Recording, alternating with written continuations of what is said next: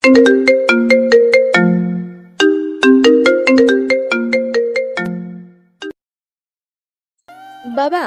আজ তো কলেজের প্রথম দিন, কারোর সাথে কোনো বেয়াদবি করবি না। আম্মু, যেখানে অন্যায় হবে সেখানে তো আমাকে কিছু বলতে না দিয়ে। ওই, কোনো কিছু করা লাগবে না, সোজা কলেজে যাবি আর সোজা বাসায় আসবি। আচ্ছা, দেখা যাবে বলে আমি কলেজে চলে আসলাম। ও সরি, আপনাদের তো আমার পরিচয় দেওয়া হলো না। আমি সিয়াম, মায়ের একমাত্র কলিজা। আমার বাসা কুষ্টিয়া। বড় আপু আছে, ও রাজশাহীতে পড়ে। আমারও বাইরে পড়ার ইচ্ছা ছিল, কিন্তু আম্মু আমাকে বাইরে ভর্তি করেনি। ইন্টারমিডিয়েটে বাইরে পড়েছিলাম। বাইরে থাকতে যদি কোনো রকম খারাপ কাজ বলতে অন্যায়ের প্রতিবাদ করতাম, যে যত বড়ই হোক না কেন। আর আব্বু আমাকে সবসময় সাপোর্ট করত। আমার আব্বু এই শহরের নামকরা পুলিশ কমিশনার রশিদ খান, কিন্তু আম্মু ভয় পেত। তার জন্যই আমাকে অনার্সে ভর্তি না করে বাসায় চলে আসতে বলে। আর এইখানে ডিগ্রিতে ভর্তি হয়েছি। আজ আমার কলেজের প্রথম দিন। যাক, অনেক পরিচয় দেওয়া হয়েছে, এখন সামনে কি হয় দেখতে থাকি। তারপরে আমি কলেজের দিকে রওনা দিলাম। কিছুক্ষণ পর কলেজে পৌঁছে গেলাম। কলেজেই ঢুকতেই পাশে থেকে মেয়েলি কণ্ঠে কে যেন ডাক দিল। এই ছেলে। জি, আমাকে বলছেন? তুই ছাড়া তো এখানে আর কেউ নেই। দেখে বুঝলাম এরা কলেজের সিনিয়র আপু। আর একটা মেয়ে সবার মাঝে বাইকের উপরে বসে আছে। শার্ট প্যান্ট হাতে, ব্রেসলেট, পায়ে জুতো, সবকিছু দিয়ে ছেলের মতো লাগছে। জি ভাইয়া, বলেন। ওই, আমাদের দেখে কি তোর ভাইয়া মনে হচ্ছে? তো আপনাদের দেখে কোন দিক দিয়ে মেয়ে মনে হচ্ছে? তোর সাহস তো কম নয়, আমার মুখে মুখে তর্ক করছিস। পাশে তাকিয়ে দেখলাম দুইটা ছেলে কান ধরে উঠবস করছে। ওই, তোমরা কোন বর্ষ? জি ভাইয়া, প্রথম বর্ষ। উঠে দাঁড়িয়ে থাকো, আর উঠবস করা লাগবে না। ধন্যবাদ ভাইয়া। ভাইয়া বলা লাগবে না, আমিও প্রথম বর্ষে। ওই, তোর তো সাহস কম নয়, তুই প্রথম বর্ষ হয়ে আমার সাথে এইভাবে কথা বলছিস? জানিস আমি কোন বর্ষ? না, আর জানার কোনো ইচ্ছাও নেই। উত্তর বাচ্চা, তোর সাহস তো কম নয়। বলার সাথে সাথে ঠাস করে পড়ে গেল। ও, সেটা আবার গালে না, ওই আপুর ঠোঁটে। ঠিক শুনেছেন, আমি ওনাকে চট দেইনি, তাকে কিস করেছি। একে তো খারাপ কাজ করেছেন, তার উপরে আবার বাবা মাকে নিয়ে বাজে কথা বলছেন। আপনাদের মেয়ে বললে মেয়ে জাতিকে অপমান করা হবে, আর মেয়ে না হয়ে যদি ছেলে হতেন তাহলে এইখানে জবাব দিয়ে যেতাম। আমার এই ব্যবহার দেখে সবাই আমার দিকে হা করে তাকিয়ে আছে। তুই আমাকে চিনিস না, তোকে আমি পরে দেখে নিব। পরে কেন, এখনই দেখে নিন। আর আমি সিয়াম, বাসা নাম্বার রোডে নাম্বার। আর কি বললেন? আমাকে পরে দেখে নিবেন, সেটা আপনাকে কষ্ট করার লাগবে না বলে ওই মেয়েটার হাতে ফোন ছিল। ফোন নিয়ে আমার একটা ছবি তুলে নিলাম আর আমার নাম্বার দিলাম।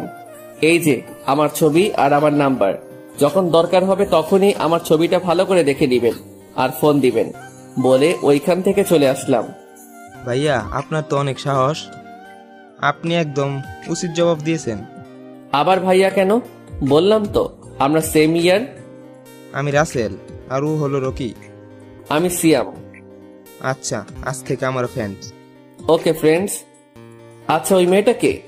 ওই মেয়েটা কলেজের সিনিয়র আপু, ওর বাবা এই কলেজের প্রিন্সিপাল, এবার শেষ বর্ষের ছাত্রী। ও আচ্ছা, চলো ক্লাসে যাই। বন্ধুর মাঝে নো তুমি, অনলি তুই। আচ্ছা চলো। তারপর আমরা ক্লাসরুমে চলে গেলাম। এইদিকে মিমি ও তার বান্ধবীরা।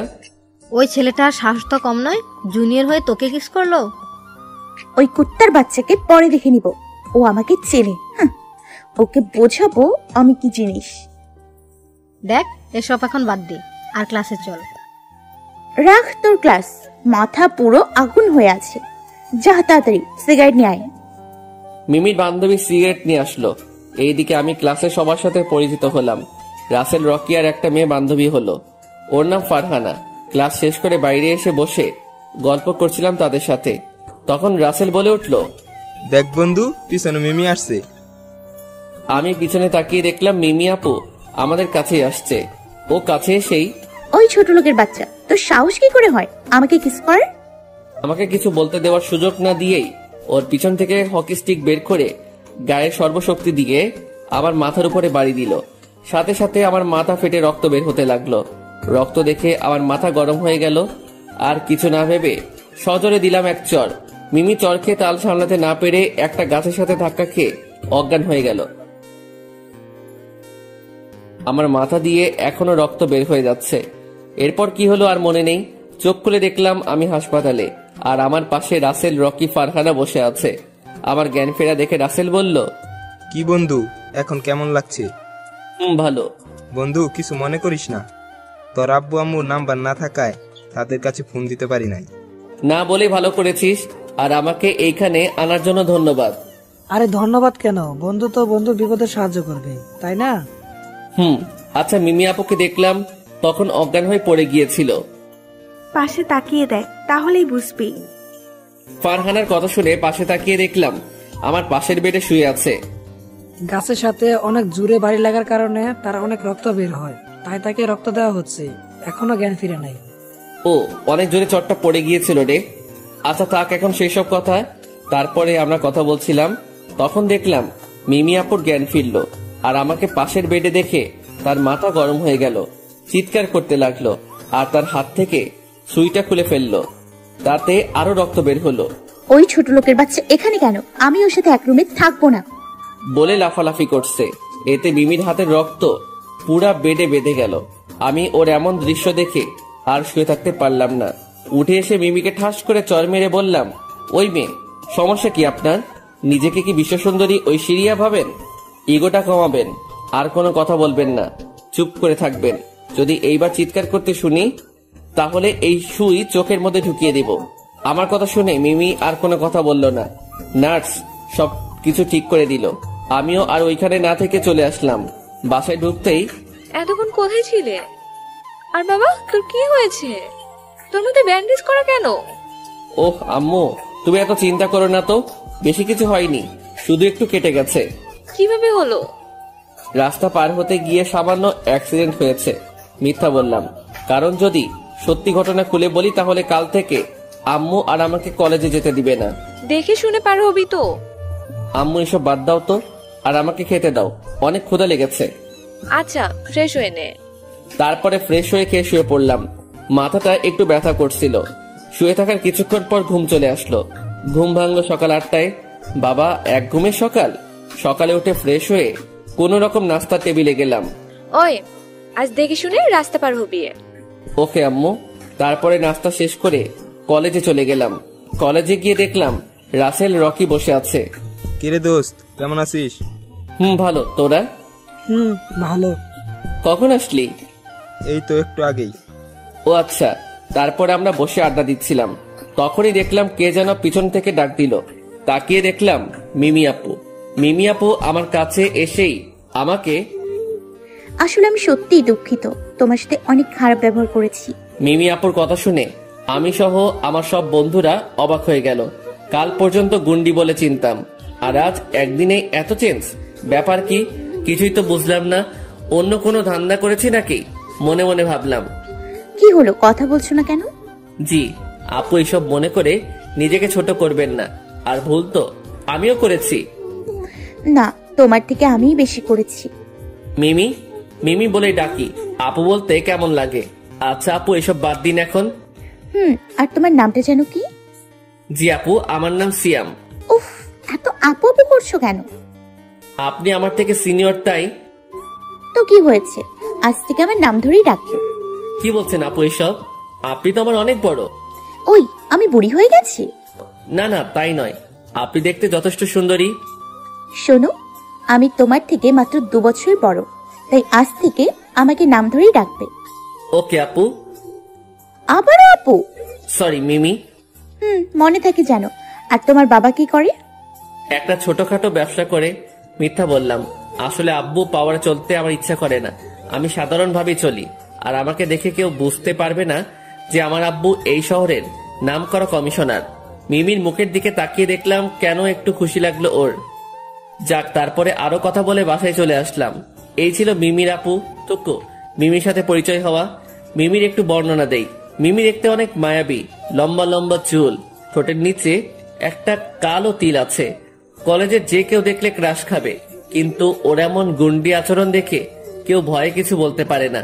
সব সময় ছেলেদের মতো পোশাক পরে থাকে। যাক, তারপরে বাসায় এসে ফ্রেশ হয়ে ঘুমিয়ে গেলাম। ঘুম ভাঙলো ফোনের রিংটনে। ফোন ধরার সাথে সাথে ওই শালা তাড়াতাড়ি চলে আয়, আজ ফাইনাল খেলা আছে। বলে ফোন কেটে দিল। আমিও উঠে তাড়াতাড়ি ফ্রেশ হয়ে মাঠের দিকে রওনা হলাম। ও আপনাদের তো বলাই হলো না, তখন ফোন দিয়েছিল আমার ছোটবেলার একমাত্র কলেজের বন্ধু রনি। আমরা ক্লাস 10 পর্যন্ত একসাথে পড়েছিলাম। 10 পাশ করে দুইজন আলাদা হয়ে যাই। যাক, এইসব না বলে গল্পে ফিরি। মাঠে পৌঁছে দেখলাম আমার সব বন্ধুরা বসে আছে। রনি, মুন্না, নীল, রিয়াজ, সাকিব, সবুজ, আরো অনেকেই। ওই তুই জানতি না আজকে ফাইনাল খেলা? জানতাম, ঘুমিয়ে পড়েছিলাম তাই। আচ্ছা, আমরা আগে ব্যাটিং পেয়েছি, তুই আগে যা। এইমাত্র আসলাম, তুই যা, আমি পরে নামছি। না, তুই আগে যা। আচ্ছা যাচ্ছি, তবে আউট হয়ে গেলে দোষ দিবি না কিন্তু। আচ্ছা যা। আসলে আমার ক্রিকেট খেলা ভালো লাগে না, কিন্তু ওদের জোরাজোরিতে খেলতে হয়। তারপরে আমি নামলাম, প্রথম থেকে শেষ পর্যন্ত খেললাম। 189 রান করলাম আমরা মোট। তারপরে ওরা ব্যাটিং করলো, অনেক কষ্টে জিতলাম। তারপরে খেলা শেষ করে বাসায় চলে গেলাম। বাসায় ফ্রেশ হতেই আব্বুর ফোন আসলো। আব্বু বলো। কোথায় আছিস বাবা? বাসায় আছি। ও, কোনো দরকার আছে আব্বু? আসতে হবে? আসলে ভালো হতো। এই তো চলে এসেছি আমি। তবে সাবধান, তোর আব্বু যেন বুঝতে না পারে। ওকে, তুমি চিন্তা করো না বলে আমি ফোনটা রেখে দিলাম। কাপড় চেঞ্জ করে বাইরে যেতেই আম্মু বলে উঠলো, আর পরের বার যেন এত রাত না হয়। তারপরে আমি চলে আসলাম আব্বুর কাছে, পুলিশ স্টেশনে। আব্বু বলো। এইমাত্র একটি লোককে ছেড়ে দেওয়া হলো। এখানে তার সবকিছু দেওয়া আছে, তুই তাকে ফলো করে যাবি, আর কোথায় যায় কি করে এভরিথিং সবকিছু দেখবি। Okay sir. স্যার? ডিউটির সময় স্যার। তারপরে আব্বুর কথা মতো ওই লোকটিকে ফলো করতে লাগলাম। আপনারা হয়তো আমার কথা কিছুই বুঝতে পারছেন না। আচ্ছা চলুন ভালোভাবে বুঝিয়ে বলি। আসলে আমার ছোটবেলা থেকে ইচ্ছা যে আমি কোনো সিক্রেট কাজ করব, মানে গোয়েন্দা। কিন্তু আমার আম্মু ভয়ে আমাকে এর মধ্যে ঢুকতে দেয় না, তবে আব্বু সবসময় সাপোর্ট করে। 6 আগে এই গোয়েন্দা বিভাগের মধ্যে আসি, আর এই বিষয়ের জন্য বাইরে থেকে 2 বছর ট্রেনিং নেওয়া আছে। আপনারা হয়তো ভাবছেন এই 2 বছর সময় কখন পেলাম। আমি আগেই বলেছি আমি 2 বছর বাইরে থেকে লেখাপড়া করে এসেছি। লেখাপড়ার পাশাপাশি এই ট্রেনিং শেষ করেছি। আমার উদ্দেশ্য ছিল এইটা, কিন্তু পড়াশোনাও লক্ষ্য ছিল, তাই দুইটাই করেছি। বিষয়টা শুধু আব্বুই জানে। যাক, এইসব কথা না বলে গল্পে ফিরি। তারপরে আমি সেই লোকটিকে ফলো করে যাচ্ছি। এইটা প্রথম নয়, এর আগেও কয়েকটা সিক্রেট কাজ করেছি। লোকটি একটা পুরনো বাড়ির মধ্যে ঢুকে গেল, আমিও ভিতরে গেলাম। বেশি দূরে না যেয়ে কি চলছে ভিতরে সেটা শোনার জন্য। বস, আমাকে পুলিশ কমিশনার ছেড়ে দিয়েছে। ও কিছু বুঝতে পারেনি তো? না, আমার ওপরে অনেক টর্চার করেছেন, তবুও বলি নাই। সাব্বাস। একটা কথা সব সময় মনে রাখবি, আমাদের লক্ষ্য পৌঁছাতেই হবে, না হলে আমাদের বস আমাদেরকে সবাইকে মেরে ফেলবে। ওর কথা শুনে বুঝলাম আরো বড় মাথা আছে। এরা সব চেনাপটি, এদের দিয়ে কিছু হবে না। তবে তাদের কি লক্ষ্য সেটা আগে জানতে হবে। তারপর আমি পিছন থেকে পিস্তলটা বের করে ওদের বসের মাথায় ঠেকিয়ে বললাম, তোরা যতই প্ল্যান করিস না কেন, তোরা কখনো সাকসেস হতে পারবি না।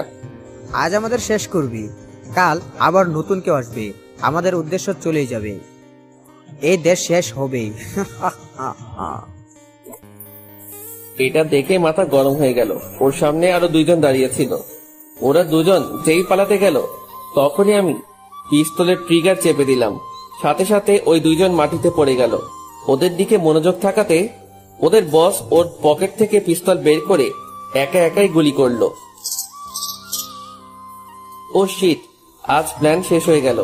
এখন বুঝবো কি করে যে দেশে কি হতে চলেছে। তারপরে ওইখান থেকে চলে গেলাম থানায়। কি হয়েছে, খোঁজ পেয়েছো? জি না, তবে এইটা বুঝতে পেরেছি কিছুদিনের মধ্যেই দেশে অনেক বড় বিপদ হয়ে উঠবে। ও মাই গড, তবে এখন কি হবে? এত চিন্তা করা লাগবে না। এই কাজের দায়িত্ব যখন আমি নিয়েছি তখন আমি শেষ করব। Best of luck. আর তোমরা যা যা লাগবে সেগুলো নিতে পারো। আমার কিছু লাগবে না, তবে একটা কথা, আজ থেকে আমি আপনাকে স্যার বলেই ডাকবো। কেন? কারণ এখন একটা মিশন শুরু করতে যাচ্ছি, তাই চাই না আমাদের কি সম্পর্ক সেটা জানতে পারে। আর এসব বিষয়ে আম্মুকে কিছুই বলা যাবে না। ও আচ্ছা আচ্ছা। আমি আমার মতো কাজ চালিয়ে যাব। সেটা আপনারা হয়তো প্রথমে আমাকে বুঝতে পারবেন না, তাই আগে বলে রাখছি, আমি যাই করি না কেন এই দেশকে রক্ষা করবই। মানে তোমার কথা বুঝলাম না, কি করতে চাইছো তুমি? সেটা না হয় পরেই বুঝতে পারবেন, আজ আসি বলে বাসায় চলে গেলাম। বাসায় পৌঁছাতে পৌঁছাতে রাত 8টা বেজে গেল। কলিং বেল বাজাতেই আম্মু এসে দরজা খুলে দিল। কোথায় ছিলে এতক্ষণ? আসছে বলে এত সময় লাগে? না মানে আম্মু, বন্ধুদের সাথে আড্ডা দিচ্ছিলাম, তাই রাত হয়ে গেছে, বুঝতে পারি নাই। ও আচ্ছা, ভেতরে যাও, আর পরের বার যেন এত রাত না হয়। জি আম্মু। তারপরে রুমে গেলাম। সত্যি আম্মুরা অনেক অদ্ভুত। ছেলের জন্য মায়ের মন সবসময় ব্যাকুল থাকে, ছেলের জন্য বাসায় ওয়েট করে থাকে। যদি ছেলের বাসায় আসতে রাত 1টাও বাজে, তাও বসে থাকবে ছেলে আসার জন্য। লাভ ইউ আম্মু। আমি আমার আম্মুকে অনেক ভালোবাসি, আর শুধু আমি না, পৃথিবীর সকলেই তার আম্মুকে ভালোবাসে। যাই হোক, তারপরে রুমে এসে ফ্রেশ হয়ে এসে পড়ার টেবিলে বসতেই হঠাৎ ফোনটা বেজে উঠল। ফোনটা হাতে নিয়ে দেখলাম একটা অচেনা নাম্বার থেকে ফোন এসেছে। আসসালামু আলাইকুম। কে আপনি? আপনার হবু বউ। কি? না মানে আমি মিমি। ও মিমি আপু? ওই আবারও আপু? ও সরি আপু। আবারও? সরি। আচ্ছা এসব বাদ দাও, কি করো এখন? মাত্র বাইরে থেকে এসে ফ্রেশ হয়ে পড়তে বসেছিলাম। ও তাহলে তো তোমাকে বিরক্ত। আরে না না, বলেন। কি বলবো? ফোন দিয়েছেন কেন? এমনি। কেন ফোন দেওয়া যাবে না? সেটা না, আচ্ছা কি করছেন আপনি? আবার আপনি শুরু করলে। দেখেন আপনি আমার বড়, আপু বলতাম, কিন্তু নিষেধ করার জন্য বলি না। এবার তুমি করে বলতে বলবেন না প্লিজ, আপনি করে বলি। আচ্ছা বলো। কি বলবো? উফ, আগে কি কোনো মেয়ের সাথে কথা বলোনি? না তো। মিথ্যে বলছো কেন? মিথ্যা নয়, সত্যি। কি বলো, তোমার মতো এত রোমান্টিক মানুষ কারোর সাথে কথা বলে না? ওই আপনি কিভাবে জানলেন আমি রোমান্টিক? তোমার গল্প আগে অনেক পড়েছি, কিন্তু তোমাকে চিনতাম না। ও তো বলো। কি বলবো? কয়েকটা প্রশ্ন করো। কি হলো, তুমি কান্না করছো কেন? আমার সাথে কোনো মেয়ে কথা বলে না, আর কোনো মেয়ে যদি নক করে তখন ইনবক্সে ঢুকে দেখে এই মেসেজটা ফরওয়ার্ড করেন, না করলে কালকের মধ্যে আপনার বউ মরে যাবে। মিমি হাসতে হাসতে খাটের উপরে লাফালাফি করতে লাগলো। ওই এত হাসছেন কেন? তোমার কথা শুনে। ও যা সত্যি সেটাই বললাম, তবে আপনাকে না। তাহলে কাকে? আমার কষ্টের কথা আমি পাঠক পাঠিকাদের কাছে তুলে ধরছি। যাই হোক। আচ্ছা ঘুমাবে কখন? রাত 2টা। এত রাত পর্যন্ত জেগে কি করবে? আমার তো আর বাবু শোনা নাই যে তার সাথে সারা রাত কথা বলবো। তাহলে এত রাত পর্যন্ত কি করবে? 11টা পর্যন্ত পারবো, তারপরে 2টা পর্যন্ত পার্সোনাল কাজ করব। কি এমন পার্সোনাল কাজ যে এত রাত পর্যন্ত জেগে থাকা লাগবে? বললে হাসবেন না তো? আজব তো, হাসবো কেন? না মানে আমার পার্সোনাল কাজ শুনে যদি হাসতে লাগেন। আচ্ছা হাসবো না, বলো। বলবো? বলো। আসলে আমি রাত 2টা পর্যন্ত মুভি দেখি। মানে রাতে কম্বলের নিচে রাত 2টা পর্যন্ত রোমান্টিক মুভি দেখি। আচ্ছা এই জন্যই তো ভাবি আপনি এত রোমান্টিক গল্প লিখেন কিভাবে। কিভাবে? এই যে তুমি রোমান্টিক মুভি দেখতে দেখতে তুমিই রোমান্টিক হয়ে গেছো। ও তাই? আচ্ছা পরবর্তী গল্প কষ্টের দিব। সেটা পরে দেখা যাবে। আর আজ থেকে তাড়াতাড়ি ঘুমিয়ে পড়বে, কেমন? পারবো না তো, অনেক কষ্টে এমন অভ্যাস গড়ে তুলেছি। ইস, আমার কি সুন্দর অভ্যাস গো। তারপরে মিমির সাথে আরো অনেক কথা বললাম। ফোন কেটে দিয়ে ঘড়ির দিকে তাকিয়ে দেখলাম 1টা বেজে গেছে। এতক্ষণ কথা বললাম, জীবনের প্রথম কোনো মেয়ের সাথে এত কথা বললাম। এইটা শুধু গল্পেই, কারণ বাস্তবে আমার এক্স কালনাগিনীর সাথে কথা বলেছি। যাক, তারপরে ঘুমিয়ে গেলাম। পরের দিন সেটা না হয় কালকে জানা যাবে। ফোন কেটে দিয়ে ঘড়ির দিকে তাকিয়ে দেখলাম 1টা বেজে গেছে। যাক, তারপরে ঘুমিয়ে পড়লাম। সকালে ঘুম ভাঙলো আম্মুর ডাকে। উঠে ফ্রেশ হয়ে কলেজে চলে গেলাম, কারণ কলেজে না গিয়ে ওই কাজ করলে আম্মু বুঝতে পারবে। দুটাই একসাথে করা লাগবে। কলেজে গিয়ে দেখলাম রাসেল রকি বসে আছে। কিরে দোস্ত, কেমন আছিস? এই তো ভালো, তুই? ভালো। কিরে, তোর আবার কি হলো? এইভাবে মন খারাপ করে বসে কেন? আমি রকিকে উদ্দেশ্য করে বললাম, ওই শালা তো রোমিও হয়ে গেছে। মানে? ফারহানাকে ভালোবাসে, কিন্তু ফারহানা অন্য একটা ছেলেকে ভালোবাসে। আরে কলেজে কি মেয়ের অভাব নাকি? একটা গেছে অন্যটার পিছনে যা। না দোস্ত, আমি ওকে অনেক ভালোবাসি। কিন্তু তোকে তো ও ভালোবাসে না। সেই জন্য তো তোকে বললাম, এখন তুই সাহায্য করবি, কিভাবে করবি সেটা জানি না। ওই, আমি সাহায্য করব মানে? তুই যা শুনেছিস সেটাই, কিভাবে করবি সেটা তোর ব্যাপার, কিন্তু ফারহানা যেন আমার হয়। আমি পারবো না। পারবি না তো? অবশ্যই না। আচ্ছা দেখ আমি কি করি। আচ্ছা দেখি কি করিস। তারপরে রকি সবাইকে উদ্দেশ্য করে বলল, একটা ছেলে কথা আপনাদের কাছে বলি। একটা ছেলে যে ডিগ্রি প্রথম বর্ষে পড়ে, আর একটা মেয়ে শেষ বর্ষে পড়ে।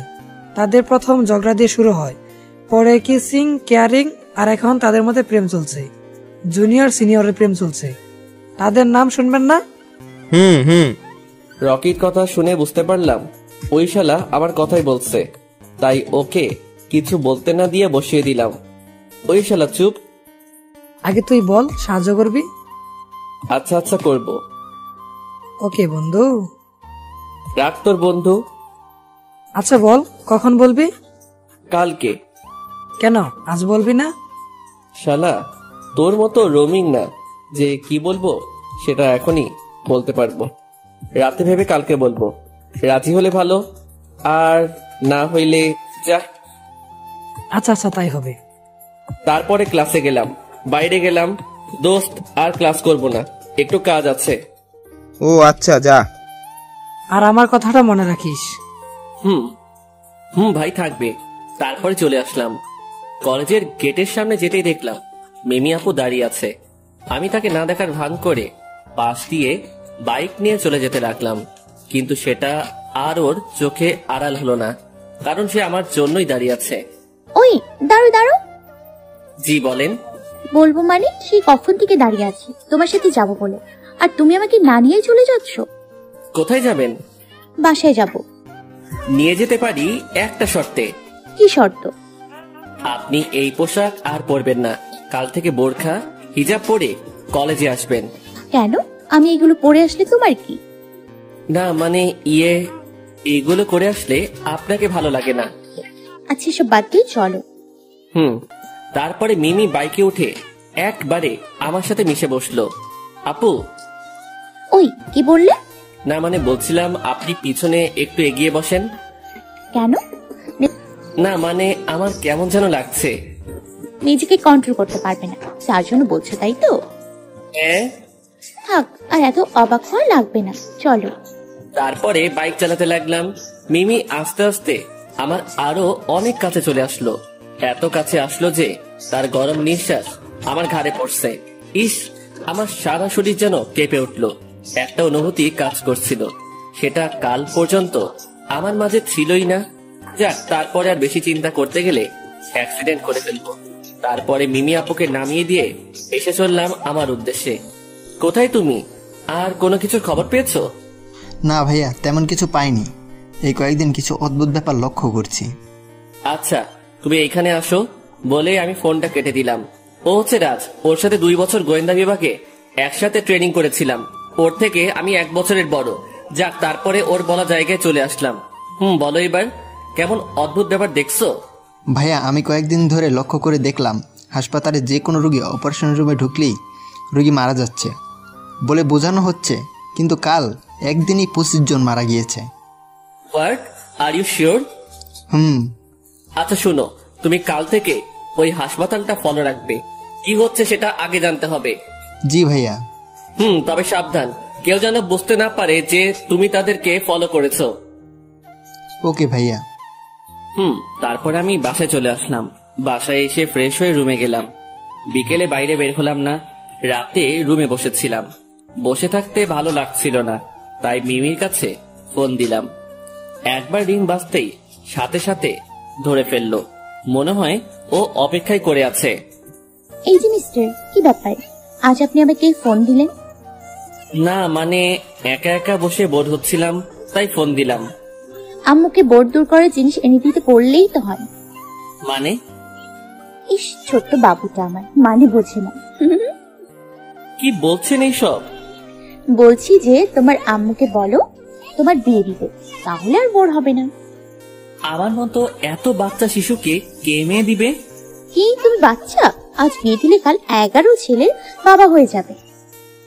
আমার এত এনার্জি নেই, এক রাতেই 11 ছেলের বাবা হয়ে যাব। হাসির কি হলো? কিছু না। তুমি জানো যে তুমি অনেক সুন্দর করে কথা বলতে পারো? কই সুন্দর করে কথা বলি? বলো তো, যে কোনো মেয়ে প্রেমে পড়ে যাবে। যদি পড়তো তাহলে হুদাই আমাকে কষ্ট করে একা থাকা লাগতো না।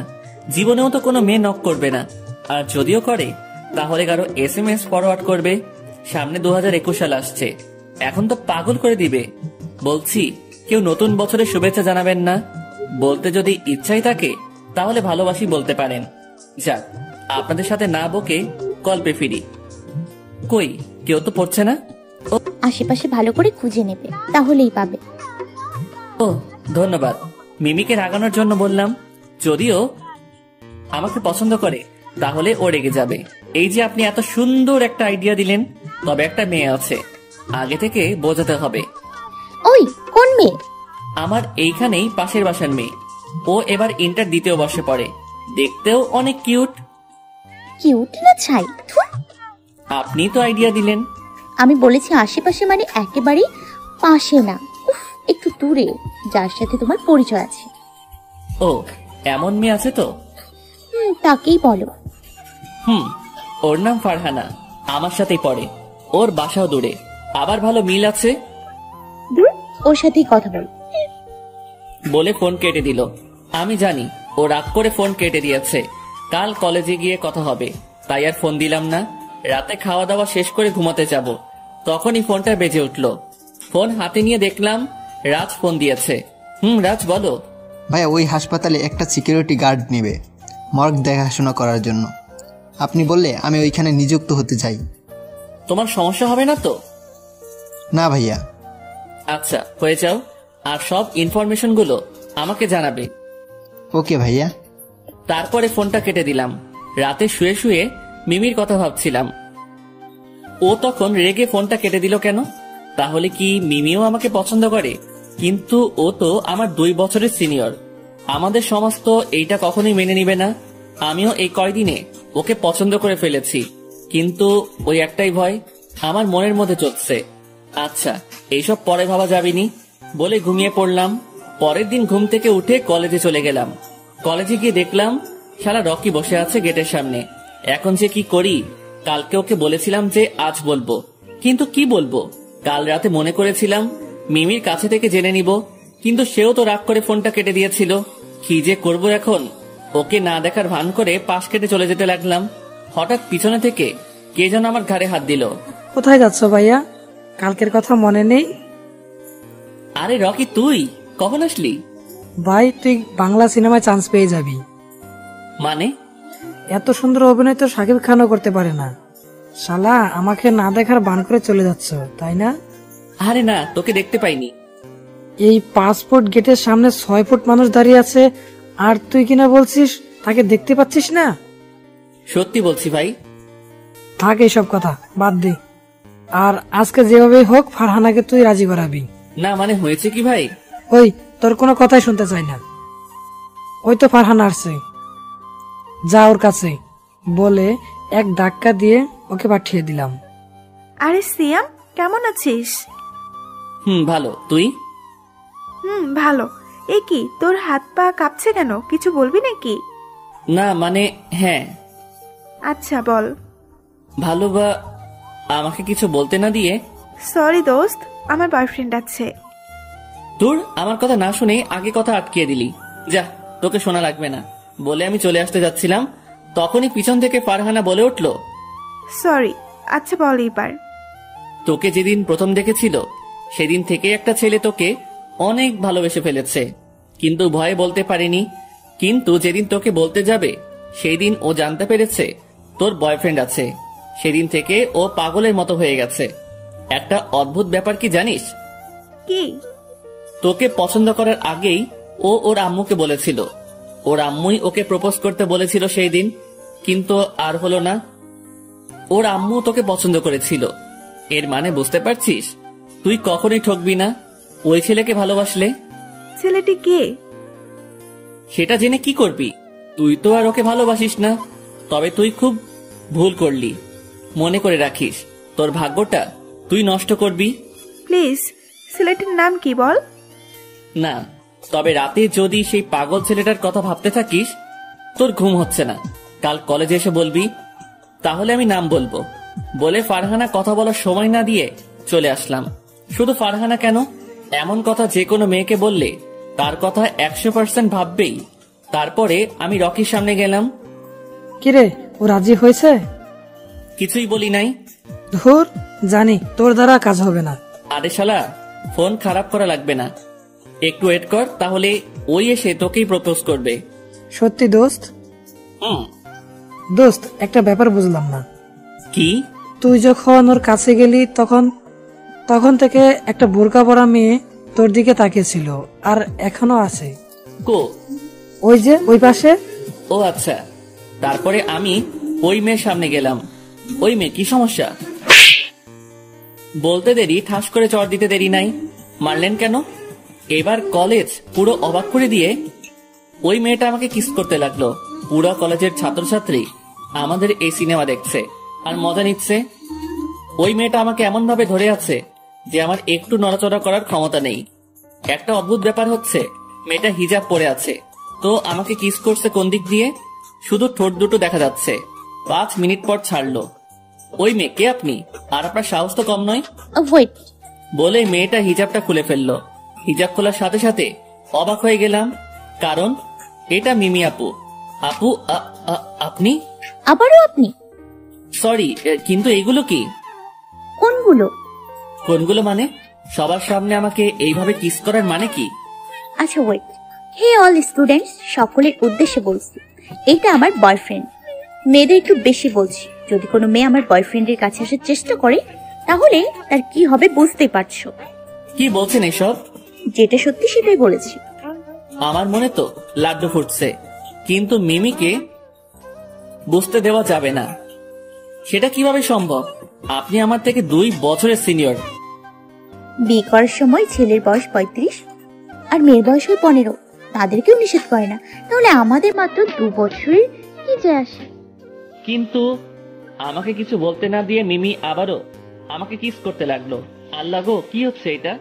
তোমার কোনো উত্তর লাগবে না, আমি যা বলবো সেটাই হবে। থাক, আমার তো ভালোই লাগছে। বলে মিমি হন হন করে হেঁটে চলে গেল। মাম্মা, লিপস্টিক খেতে কেমন লাগলো? আরে পাগল, ওইটা লিপস্টিক নয়, ওইটা মিষ্টি। টেস্ট কেমন লাগলো? ওই শালা, তোকে কি সেটা বলতে হবে? আরে ভাই বল না। বেশি কথা না বলে বসে থাক, আর বেশি জানার আগ্রহ থাকলে ফারহানার কাছে যা। যাবো, সময় হলে আমিও যাব, আর তোর সামনে দেখিয়েও দিব। আচ্ছা, দেখা যাবেনি। রাসেল কো, কলেজে আসবে না? না, ওর নানির বাসায় বেড়াতে গিয়েছে। শালা বেড়াতে গেছে, অথচ আমাকে বলে যায়নি। আগে আয়, পরে মজা বোঝাবো। আচ্ছা, ক্লাসে চল। তারপরে ক্লাসে চলে আসলাম। ক্লাস শেষ করে বাইরে বসেছিলাম, তখন আমার কাছে মিমি আসলো। ওই, তোমার ক্লাস আছে? আছে একটা। কেন? রাখো ক্লাস, চলো। কোথায়? বেড়াতে যাব। কিন্তু আমার তো ক্লাস আছে। চলো তো। আমার হাত ধরে টেনে বাইকের সামনে নিয়ে গেল। তারপরে আর কি, কোনো কথা না বাড়িয়ে বাইক চালাতে লাগলাম। কিন্তু কালকের থেকে আজ আমার অনেক কাছে এসে আমাকে জড়িয়ে ধরে আছে। আজ যেন কেমন কেমন লাগছে। একটু দূরে থাকেন প্লিজ। কেন, কষ্ট হচ্ছে বুঝি? মনে করেন সেটাই। আচ্ছা চলো তো, কিছুক্ষণ পর সব কষ্ট পুষিয়ে দিব। মানে? উফ, এত মানে মানে করছো কেন? আগে চলো। কোথায় যাব? যেদিক দিয়ে যেতে বলবো সেদিক দিয়ে যেতে থাকবে। জি। তারপরে মিমির কথা মতো যেতে লাগলাম। কিছুক্ষণ যাওয়ার পর, এ কি, এটা তো সিনেমা হল। এইখানেই তো রোম্যান্স হবে। মানে? এত মানে মানে করে লাগবে না। ক্যাবলা কান্ত, আগে ভেতরে চলো, তারপরে সব বুঝিয়ে দিচ্ছি। তারপরে মিমির কথা মতো সিনেমা হলে ঢুকলাম। মিমি টিকিট কেটে এক কর্নারে দুজনে বসলাম। আমি বসতেই মিমি আমার কোলের উপরে বসে পড়ল। এ কি, আপনি আমার উপরে বসছেন কেন? পাশে তো সিট আছেই। আচ্ছা তো কি হয়েছে, আমি তোমার কাছে আসলাম। তাহলে একটা টিকিট কিনতেন, তাহলে 1টা টাকা বেঁচে যেত। ওই চুপ, কোনো কথা হবে না, চুপচাপ বসে থাকো। মিমির কথা মতো চুপচাপ বসে থাকলাম। কিছুক্ষণ পর হঠাৎ মিমি আমাকে কিস করতে লাগলো। কি হচ্ছে আমার সাথে? রিমি 5 মিনিট পর ছেড়ে দিয়ে বলল, ওই তুমি কি গাধা? গাধা হব কেন? সেটাই তো মনে হচ্ছে। কেন? আচ্ছা, এক হাতে কি কখনো তালি বাজে? না। আমাদেরও তাই হয়েছে। মানে সেটা পাশে তাকালেই বুঝবে। মিমির কথা মতো আমার পাশে তাকিয়ে দেখলাম একটা ছেলে একটা মেয়েকে কিস করছে। ওরা তো কিসিং করছে। সেটা তো করছে, কিন্তু ওদের মতো আমাদের কোনটা মিল নেই দেখো তো। আমি ভালোভাবে দেখে বললাম, কই, সবই তো ঠিক আছে। এই জন্যই তো তোমাকে গাধা বলি। এবার আচ্ছা দেখো, ওরা একে অপরকে রেসপন্স করছে, আর কিসিং এ এটাই আসল। একজন আরেকজনকে রেসপন্স না করলে সেই কিসিং এ মজা হয় না। আচ্ছা, আপনি এত কিছু জানলেন কিভাবে? টিভিতে দেখে শিখেছি। ও এইবার শুরু করব, আর আমি যেভাবে যেভাবে করব তুমি আমার সাথে সেভাবে সাড়া দিয়ে যাবে। আচ্ছা। আচ্ছা বলতে দেরি, মিমির অ্যাটাক করতে দেরি নাই। মিমি আমার ঠোঁট চুষতে লাগলো, আমিও মিমির সাথে রেসপন্স দিতে লাগলাম। এইভাবে অনেকক্ষণ চললো। মিমি এখনো আমার কোলের উপরে বসে আমাকে শক্ত করে জড়িয়ে ধরে কিস করেই যাচ্ছে। এইভাবেই চলতেই যাচ্ছে। আমারও অনেক অনেক অনেক অনেক অনেক ভালো লাগছে। এমন মজা জীবনে কখনো পাইনি। জীবনে প্রথম কিস মিমির সাথেই, আবার সেটা যদি হয় সিনিয়র আপুর সাথে, উফ, মজাই আলাদা। আমাকে বেশি কষ্ট করা লাগবে না, কারণ সিনিয়ররা বোঝে কখন কি করতে হয়। যাক, তারপরে এইভাবে আরো 1 ঘন্টা চলার পর এখন বন্ধ হয়ে গেল। কেমন লাগলো বাবু? পুরাই রসেধারী। আরো লাগবে নাকি? মন্দ হয় না, তবে এইবার হবে আমার স্টাইলে বলে আমি মিমির গাল ধরে শুরু করে দিলাম ফিল্ম স্টাইলে। এইভাবে আরো 1 ঘন্টা চললো। ছেড়ে দেওয়ার পর, ওয়াও, তুমিও তো সেই পারো। পাগলি, আমি একজন রাইটার। তাই তো। সরি, আমি আপনাকে পাগলি বলে ফেলেছি। আরে পাগল, আমি তো তোমার পাগলি, আর আজকে আমাকে পাগলি বলেই ডাকবে। ওকে, 2 ঘন্টার মুভি, আমরা 2 ঘন্টা কিসিং এই শেষ করে দিলাম। অনেক ভালো, তাই না? খুব ভালো। তারপরে সিনেমা শেষ হয়ে গেল। আমরা তো আর সিনেমা দেখি নাই। সিনেমা হল থেকে বের হয়ে মিমিকে নিয়ে চলে আসলাম। তারপরে তাকে বাসায় নামিয়ে দিয়ে বাসায় চলে আসলাম। বাসায় পৌঁছাতে পৌঁছাতে সন্ধ্যা হয়ে গেল। বাসায় এসে ফ্রেশ হয়ে খেয়ে আবার বাইরে চলে আসলাম। বাইরে বলতে রাজের কাছে। ও আমাকে ফোন দিয়েছিল, তাই এখন আমি ওর কাছে যাচ্ছি। কিছুক্ষণ পর রাজের কাছে পৌঁছে গেলাম। রাজ বলো। সরি ভাইয়া, এখানে কিছুদিন ধরে বড় ধরনের কিছু চলছে, কিন্তু আজ পর্যন্ত কিছুই বুঝতে পারছি না। আচ্ছা, তুমি কি শিওর যে এই হাসপাতালে কোনো সমস্যা চলছে? অনেক বড় ধরনের কিছু চলছে, কিন্তু কি সেটাই বুঝতে পারছি না। আচ্ছা, সমস্যা নেই, আর কিছুদিন দেখো। আচ্ছা ভাইয়া। ওকে। তারপরে চলে আসলাম। বাসায় পৌঁছতে বেশ রাত হয়ে গেল। বাসায় গিয়ে দেখলাম আব্বু আম্মু বসে আছে। কোথায় ছিলে এতক্ষণ? একটু কাজ ছিল। কি কাজ শুনি? আসলে ওই তো লেখাপড়ার পাশাপাশি আউটসোর্সিং এর কাজ চলছে। তাই তোমাকে ভয়ে বলতে পারি না। এই কথা? ভয়ের কি আছে? এমনি আম্মু। কিন্তু তোর তো ল্যাপটপ নেই। আম্মু, আব্বুকে ল্যাপটপ কিনে দিতে বলেছি, কিন্তু আব্বু দিচ্ছে না। কেন দিচ্ছে না? জানি না। ওই, সিয়ামকে ল্যাপটপ কিনে দিচ্ছ না কেন? না মানে। কোনো মানে নয়, কাল যেন কিনে দেয়া হয়। আচ্ছা। আমি তো মনে মনে সেই খুশি, এতদিন পর ইচ্ছা পূরণ হচ্ছে। সুযোগের সদ্ব্যবহার করে নিলি। কি বললে? কাউকে কিছু না তো। আব্বু আমার আম্মুকে দেখে সেইরকম ভয় পায়। থ্যাঙ্কস আম্মু। তারপরে রুমে চলে গেলাম। রাতে খাওয়া দাওয়া শেষ করে কম্বলের মধ্যে ঢুকে মুভি দেখছিলাম। রাত 1টা ছুঁই ছুঁই, হঠাৎ ফোনটা বেজে উঠল। দেখলাম মিমি ফোন করেছে। এই রে, এখন যদি ফোন ধরে বলি আমি মুভি দেখছি, তাহলে আমাকে শেষ করে দিবে। প্রথমবার ফোন ধরলাম না, পরের বার ফোন ধরলাম। বলেন। কি করছিলে তুমি? ঘুমাচ্ছিলাম তো। মিথ্যে বলবে না, সত্যি করে বলো। না মানে হয়েছে কি। থাক, আর বলা লাগবে না। এক্ষুনি চলে আসো আমার বাসায়, ঘুম হচ্ছে না আমার। মাথা ঠিক আছে আপনার? এখন রাত 1টা বাজে, তার উপর শীতের রাত। এত কিছু জানি না, এক্ষুনি আসবে সেটাই জানি। বলে ফোন কেটে দিল। এইদিকে আমি পড়লাম মহাবিপদে। এত রাতে ঠান্ডার সময় বাইরে যাব কি করে? কিন্তু না গেলেও তো হবে না। ধুর, আর কিছু না ভেবে উঠে ফ্রেশ হয়ে বের হয়ে আসলাম। ওর বাসা থেকে আমার বাসা বেশি দূরে ছিল না, তাই বেশি একটা সময়ও লাগলো না। ওর বাসায় পৌঁছালাম, কিন্তু ওর বাসা তো 2 তলা। এখন বুঝবো কি করে ওর রুম কোনটা? উপরের রুমে দেখলাম লাইট জ্বলছে, ভাবলাম ওইটাই ওর রুম। যেই ভাবা সেই কাজ, অনেক কষ্টে পাইপ বেয়ে উপরে উঠলাম। আমার আইডিয়াই ঠিক ছিল, ওইটাই মিমির রুম। দরজা খোলাই ছিল, তাই ভিতরে গিয়ে দেখলাম মিমি ঘুমিয়ে আছে। ওর মাথার পাশে বসলাম। মিমিকে ঘুমন্ত অবস্থায় দেখতে জেনে ঠিক জান্নাতি হুরের মতন লাগছে। ওর মাথায় হাত বুলিয়ে দিতে লাগলাম। হঠাৎ তার ঠোঁটের দিকে বদ নজর চলে গেল। কন্ট্রোল সিয়াম, কন্ট্রোল। ওইটা তো সিনিয়র আপু। আরে ধুর, ওর কথা বাদ দে। ও তো তোকে ভালোবাসে, তাহলে তোর সমস্যা কোথায়? আর ভালোবাসা কখনো বয়স মানে না। শালা নিজে এখন কনফিউজড হয়ে গেলাম। ধুর, যা হয় পরে দেখা যাবে বলেই মিমির ঠোঁট চুষতে শুরু করে দিলাম। এইদিকে মিমি আমার ঠোঁটের স্পর্শ পেয়ে কেঁপে উঠল আর মিটমিটে হাসতে লাগলো। তার মানে ও এতক্ষণ ঘুমের অভিনয় করেছিল। ও আমার সাথে রেসপন্স দিতে লাগলো। থাক না, অভিনয় করলে কি, ভালোই তো লাগছে। যাক, তারপরে এইভাবে কিছু সময় চলার পরে ছেড়ে দিলাম। কি হলো, ছেড়ে দিলে কেন? ঠান্ডা লাগছে আমার। ও এই ব্যাপার।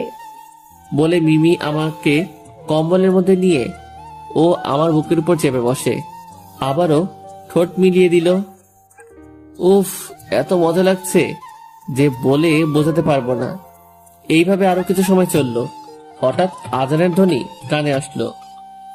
হঠাৎ মানে ভোর হয়ে গেছে, তাই ওই ছাড়েন তাড়াতাড়ি।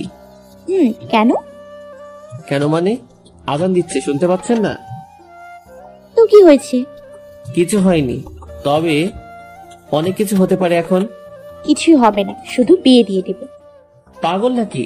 এখন আপনাকে বিয়ে করতে যাব কোন দুঃখে? ওই কি বললি, আমাকে বিয়ে করবি না? আরে আমি সেটা বলি নাই। তাহলে কি বলছো? বলছি এখন বিয়ে করব না, পরে বিয়ে করব, কিন্তু এখন আপনাকেই ভালোবাসবো। সত্যি তো? সত্যি। আচ্ছা যাও। বলে মিমি আমার কপালে একটা কিস করে জড়িয়ে ধরলো। যাক, তারপরে আবার চুপি চুপি নিচে নেমে আসলাম। যাক বাবা, বাঁচলাম।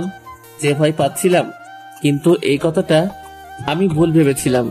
পিছনে তাকিয়ে দেখলাম জিনিস, হাতে জিনিস নিয়ে দাঁড়িয়ে আছে। মানে দারোয়ান তো নয়, যেন উগান্ডাই থেকে আসা নিগ্রো। তার উপরে হাতে থাকা চকচকে তেল দিয়ে মালিশ করা লাঠি। বুঝতেই পারছি আজ কপালে শনি আছে। আসসালামু আলাইকুম চাচা। চাচার নাম কি? চাচার বাসা কোথায়? এসব কথা বাদ দিয়ে বলো, উপরে কি চলছিল? কোন উপরে চাচা? ওই যে 2 তলায়। বলে চাচা হাত দিয়ে দেখালো। এইদিকে আমি ফুরুত, আমার দিকে তাকিয়ে দেখে আমি দৌড় দিয়েছি। চাচা দেখতে দেখতে আমি কুয়াশার মধ্যে হারিয়ে গেছি। এই দৌড়ে বাসার সামনে এসে ঠাস করে বসে পড়লাম। এমন দৌড় বাবার জন্মেও দেই নাই। বসে আছি, পিছনে থেকে বলে উঠলো, এত ভোরে কোথায় গিয়েছিলে? এই রে, মামা যদি আম্মুকে বলে দেয় তাহলে আমি শেষ। জগিং করতে গিয়েছিলাম মামা। কিন্তু দরজা তো বন্ধ আছে, আপনি কিভাবে গেলেন? আর আপনাকেও তো দেখলাম না। যেই দিক দিয়ে যাই না কেন সেটা তোমাকে জানা লাগবে না, তুমি তাড়াতাড়ি গেট খুলে দাও। আমি কিছুটা রেগে বললাম। এইভাবে না বললে মামা সারাদিন এমন প্রশ্ন করেই যাবে। তারপরে মামা খুলে দিল, আর আমিও চুপি চুপি রুমে গিয়ে শুয়ে পড়লাম। সকালে আম্মু এসে, আই সিয়াম ওঠ, কলেজে যাবি না? আম্মু একটু পরে উঠছি, তুমি যাও এখন, মাত্র তো আসলাম। কি বললি? মাত্র আসলি মানে? কোথায় ছিলি তাহলে? না না আম্মু, আমি তো বললাম সাধারণত ঘুম হয়নি, এইমাত্র ঘুমালাম তাই। তো সারা রাত কি করেছিস? গরমে ঘুম হয়নি। শীতের সময় গরম? না মানে ঠান্ডার জন্য। ও আচ্ছা, ওর তাড়াতাড়ি 9টা বেজে গেছে। বলে আম্মু চলে গেল। তারপরে আমি ঘুম থেকে উঠে ফ্রেশ হয়ে নাস্তার টেবিলে গিয়ে দেখলাম আব্বু বসে আছে। Good morning.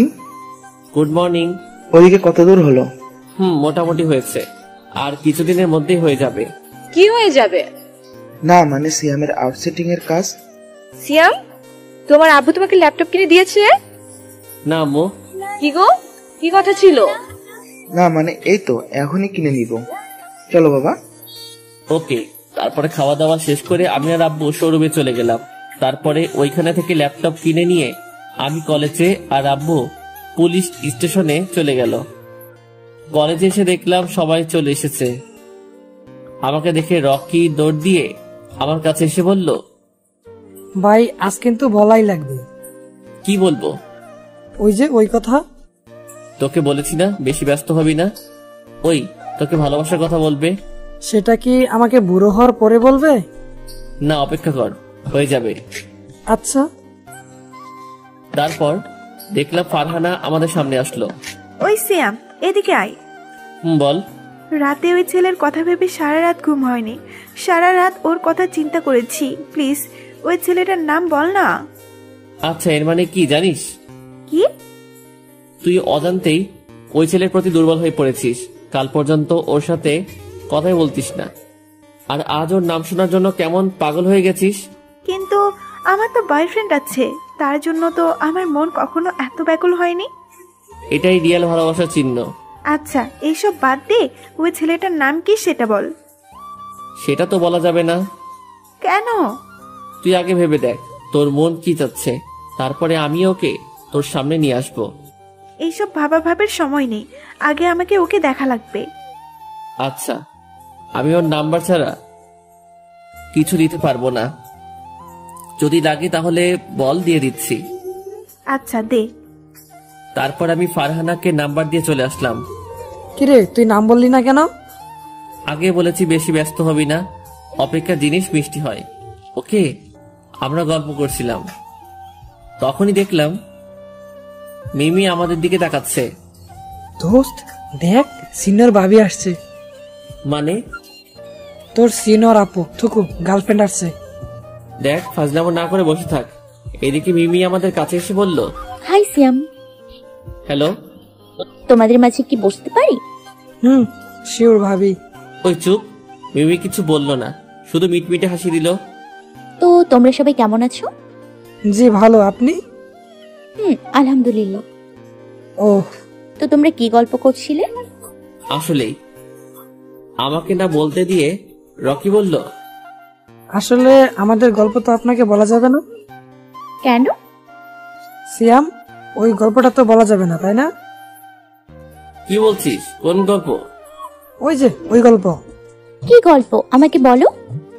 আসলে ও ফারহানাকে ভালোবাসে, আর ও ভাবছে আজ তাকে প্রপোজ করবে।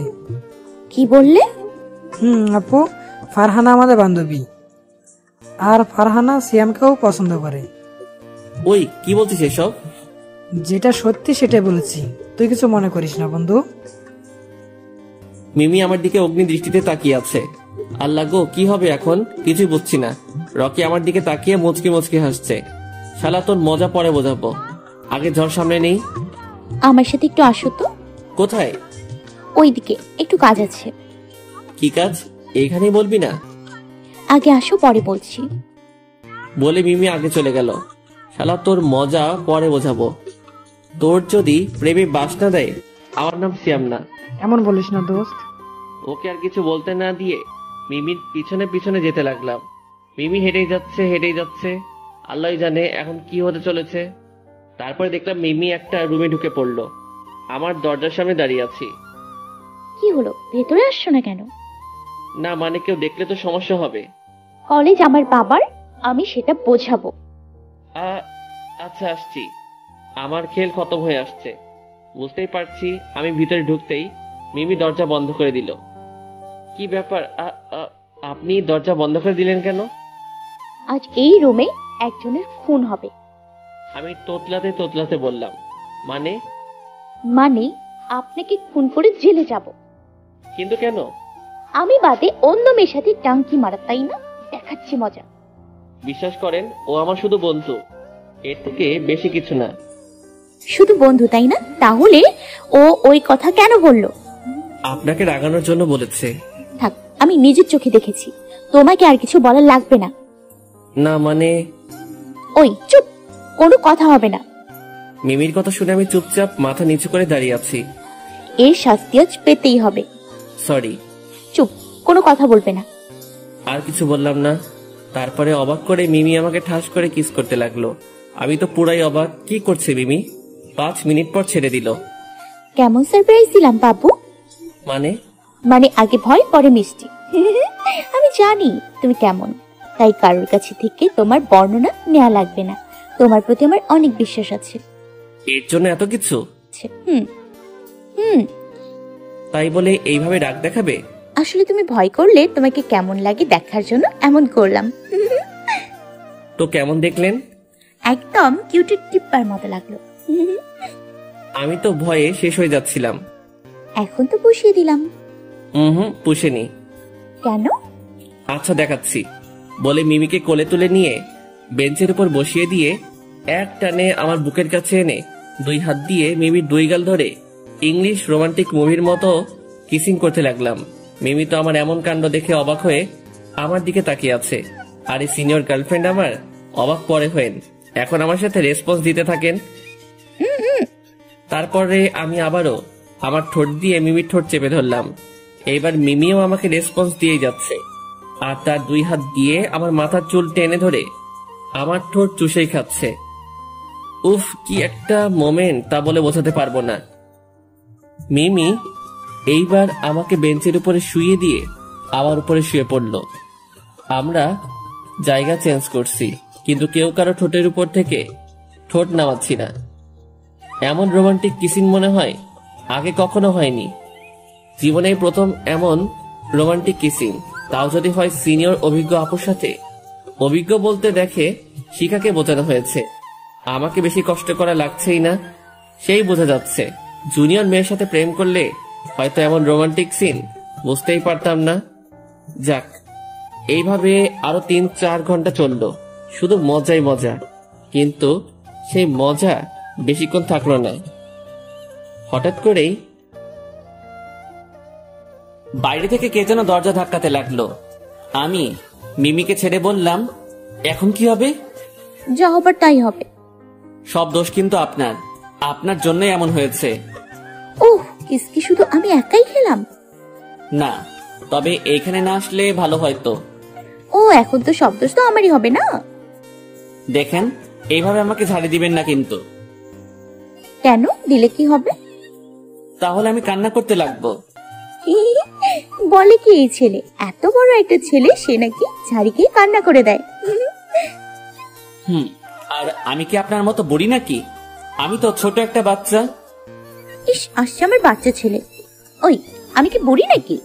না মানে, আপনি তো আমার থেকে অনেক বড়। কত হবো তাও? 100 বছর? কি বলেন এসব? যা সত্যি সেটাই তো বলেছি। আচ্ছা, এসব কথা বাদ দিয়ে আগে দেখি বাইরে কে আছে। তুমি গিয়ে দরজাটা খুলে দাও। আমি যাব কেন? দরজা আপনি বন্ধ করেছেন, আপনি যাবেন। তুমি যাবে না? আমি চিৎকার দিব। চিৎকার দিবেন কেন? বলবো তুমি আমাকে জোর করে এই রুমে নিয়ে এসছো। কি এত বড় মিথ্যা কথা? সেটা আমি আর তুমি জানি, বাইরের কেউ তো জানে না। আমি আর কিছু না বলে দরজা খুলে দিলাম। দরজা খুলে দেখলাম আমার হারামিগুলো দাঁড়িয়ে আছে, রকি, রাসেল, বাপ্পি আর ফারহান। সরি দোস্ত, আমার জন্য তোকে অনেক মার খাওয়া লাগলো। তখন আমি মজা করে বলেছিলাম। আরে কি শুরু করলি তোরা? থাক, আর মিথ্যা বলা লাগবে না। তুমি রুমে ঢুকে সব লিপস্টিক খেয়ে এখন মিথ্যা বলছো। তোমরা আসার সময় পেলে না? দেখছোই তো ভেতরে রোম্যান্স চলছে। সরি আপু, আমরা বুঝতে পারি নাই। It's okay. চল দোস্ত, ক্লাসে যেতে হবে। ওই দাঁড়া দাঁড়া, আগে তোর ঠোঁটের নিচে থেকে লিপস্টিকটা মুছে ফেল। তারপরে ফ্রেশ হয়ে ক্লাসে চলে গেলাম। মিমিও তার ক্লাসে চলে গেল। এইদিকে ক্লাসের মধ্যে রকি বলল, কিরে ভাই, কি হলো এটা? কোনটা? মিমি আপুকে পান দিলাম তোকে বাঁশ দেওয়ার জন্য, কিন্তু সেটা তো হলোই না, উল্টো তুই মিষ্টি মুখ করলি। সবার কপালে সব জিনিস থাকে না, যেমন তোর কপালে ফারহানা নেই, আর যদিও থাকে তাহলে সেটার বাস আমি দিব। দোস্ত এভাবে বলিস না, তাহলে আমি মরেই যাব। শালা, তখন আমাকে বাস দেওয়ার সময় এ কথা মনে ছিল না? সরি দোস্ত, আমি তো মজা করছিলাম। ওই মজাই আজ থেকে তোর সাজা। দোস্ত এই কথা বলিস না। দেখ শালা, এখন কেমন লাগে? আমার বুকের বাম পাশে চিনচিন করছে। কথা বলছিলাম, তখন রুমে স্যার ঢুকলো। তারপরে ক্লাস শেষ করে বাইরে আসলাম। বাইরে বের হতেই রাজের ফোন আসলো। রাজ বলো। ভাইয়া ইমার্জেন্সি হাসপাতালে আসেন। কেন, কি হয়েছে? আগে আসেন, পরে বলছি। আচ্ছা আসছি। তারপরে ফোনটা কেটে দিয়ে যেই বাইক নিয়ে আসতে যাব, তার আগেই মিমি আমার বাইক চেপে ধরলো। ওই, আমাকে রেখে কোথায় যাচ্ছ? ইমার্জেন্সি কাজ আছে, তাই যাচ্ছি। আমাকে ছাড়া আর কি এমার্জেন্সি কাজ আছে? আমিও যাব তোমার সাথে। জানি ও আর আমাকে একা যেতে দিবে না, আবার নিয়ে গেলেও সিক্রেট থাকবে না। আপনি থাকেন, আমি পরে নিয়ে যাচ্ছি। না বলে মিমি আমার বাইকে উঠে আমাকে পিছন থেকে জড়িয়ে ধরে রাখলো। আর কিছু না বলে আমরা হাসপাতালে চলে গেলাম। হাসপাতালে গিয়ে দেখলাম রাজ বাইরে দাঁড়িয়ে আছে। আমাকে দেখে আমার সামনে আসলো। ভাইয়া ভিতরে চলেন। কে এটা? আপনি আমার সাথে আসুন। বলে মিমিকে নিয়ে ভিতরে গেলাম। ভিতরে রোগীদের আসনে বসিয়ে দিয়ে বললাম, এইখানে চুপচাপ বসে থাকবেন, কোথাও যাবেন না। মিমি ব্যাগ থেকে ফোনটা বের করে টিপতে লাগলো, আর আমিও রাজের সাথে ভিতরে চলে গেলাম। কোথায় যাচ্ছি আমরা? মর্গের রুমে। তারপরে ওইখানে গিয়ে রাজ বলল, এই যে দেখেন। তারপরে মর্গে যা দেখলাম তা দেখে অবাক হয়ে গেলাম, কারণ ওইখানে সব লাশ আছে, আর লাশের সাদা কাপড়ের উপর দিয়ে রক্তে ভরে আছে। সব লাশের কাপড়ে রক্ত কেন? এটাই তো রহস্য। মানে? মনে হচ্ছে রোগীকে অপারেশন রুমে ঢুকিয়ে রোগীর পেটের মধ্য দিয়ে দামি জিনিসগুলো বের করে নিচ্ছে। সেইগুলো কি কি? সেগুলো কি সেটা আমি এখনো বুঝতে পারি নাই, কিন্তু আন্দাজ করে বলতে পারছি যে রোগীর দামি কিছুই নেওয়া হচ্ছে। আচ্ছা, তোমাকে একটা কাজ করা লাগবে। কি কাজ ভাইয়া? আজ এই মর্গের পাহারা তোমাকেই নিতে হবে, যেভাবেই হোক। কিন্তু কেন ভাইয়া? আমি আজ রাতে আসব, আর মৃত্যু রোগীদের সাথে কি হচ্ছে সেটা দেখা লাগবে। আচ্ছা, যেভাবেই হোক আজ রাতে আমি নাইট ডিউটি করব। আচ্ছা। তারপরে ওইখান থেকে চলে আসলাম। বাইরে এসে দেখি মিমি ওইখানে নেই। আমি তো ভয় পেয়ে গেলাম। তারপরে খুঁজতে খুঁজতে মিমিকে দেখলাম এক ডাক্তারের চেম্বারে বসে আছে। ডাক্তারটি মধ্যবয়সী। আমি রুমে ঢুকে মিমিকে বললাম, আপনি এখানে কি করছেন? আপনাকে আমি সারা জায়গায় খুঁজে বেড়াচ্ছি। আমি ফুপার সাথে গল্প করছিলাম। ফুপা মানে? এইটা আমার ফুপা, ডক্টর রহমান। ও, আসসালামু আলাইকুম আঙ্কেল। ওয়ালাইকুম আসসালাম। আচ্ছা, তখন এত তাড়াতাড়ি ওখান থেকে আসলে কেন? তুমি তো কিছুই বললে না। না, আসলে এখানে আমার একটা ফ্রেন্ড অ্যাক্সিডেন্ট করছে, তাই এসেছি। মিথ্যা বললাম। ও আচ্ছা। তোমার বন্ধুর এখন কি অবস্থা? জি আলহামদুলিল্লাহ ভালো। আচ্ছা শোনো, দরকার হলে আমাকে বলবে। জি। তারপরে ওইখান থেকে চলে আসলাম। আপনি কি এখন ফ্রি আছেন? জি বলেন। তাহলে আমাকে নিয়ে আজ পুরা কুষ্টিয়া শহর ঘুরে বেড়াতে হবে। আচ্ছা, কোথায় যাবেন বলেন? এসবের থেকে ভালো জায়গা, আশেপাশে কেউ থাকবে না, যেখানে তুমি আর আমি থাকবো। আচ্ছা চলেন। তারপরে মিমিকে নিয়ে আমাদের ঐতিহ্য স্থান পুরনো বাংলোর সামনে নিয়ে গেলাম। এটা কোন জায়গা? আরে বাংলোর সামনে আসলে কেন? আপনি তো বললেন। তাই বলে এখানে? ওই, তোমার মাথায় খারাপ কিছু ঢুকে নাই তো? ছি ছি, কি বলছেন এসব? আপনি তো বললেন এমন জায়গায় যেখানে কেউ থাকবে না। আচ্ছা ভালো, তো এখানে এমন কি আছে যে এইখানে আসলাম? শুধু পুরনো ইট আর আসবাবপত্র ভাঙচুর পড়ে আছে। এই দেখার জন্য এখানে নিয়ে আসলে? না, ভিতরে ঐতিহাসিক কিছু আছে, সেগুলো দেখানোর জন্য। কি সেটা? সেটা ভিতরে গেলেই বুঝতে পারবেন।